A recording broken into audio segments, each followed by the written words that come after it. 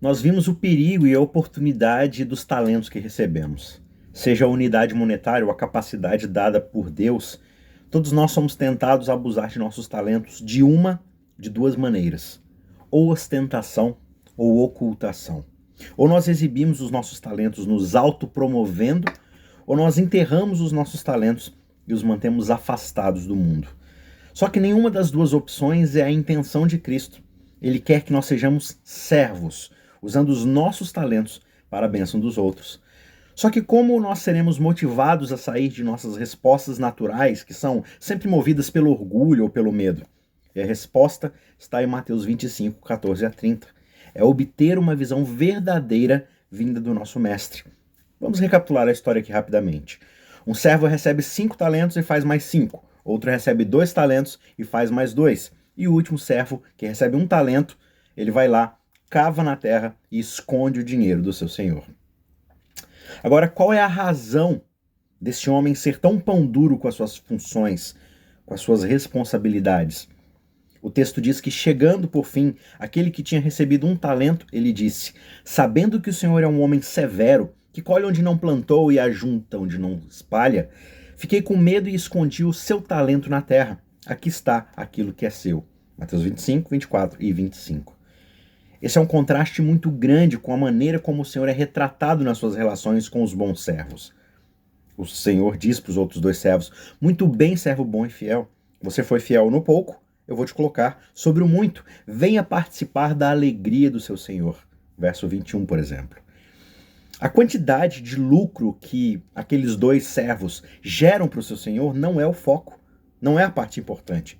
Seja 5 talentos que viram 10 ou 2 que viram 4, o que conta é a fidelidade no serviço a esse Senhor. Afinal, a ambos os bons servos é dito que os seus talentos são apenas um pouco quando comparados com o muito que eles têm reservado para eles. Esse Lorde, esse Senhor, não é um Senhor avarento e rancoroso. Ele exalta os servos aos tronos e os torna governantes daquele seu reino. E não simplesmente governantes, eles são destinados à vida e ao amor do Senhor quando eles entram na alegria desse Senhor. Só que, mais uma vez, vamos comparar isso com as alegações daquele terceiro servo. Um homem severo, que colhe onde não planta, alguém que causa medo e pavor, aquele que faz os seus servos se fecharem, se esconderem, enterrarem. É surpreendente pensar que esse servo esteja descrevendo o mesmo Senhor dos primeiros versos. E ainda assim, em resposta a essa mesquinhez, o Senhor acaba exibindo exatamente aquela dureza que o servo tanto temia.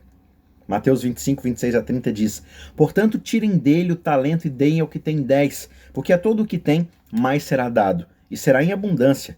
Só que aquele que não tem, até o que tem lhe será tirado. Quanto ao servo inútil, lance-no para fora, nas trevas, onde haverá choro e ranger de dentes.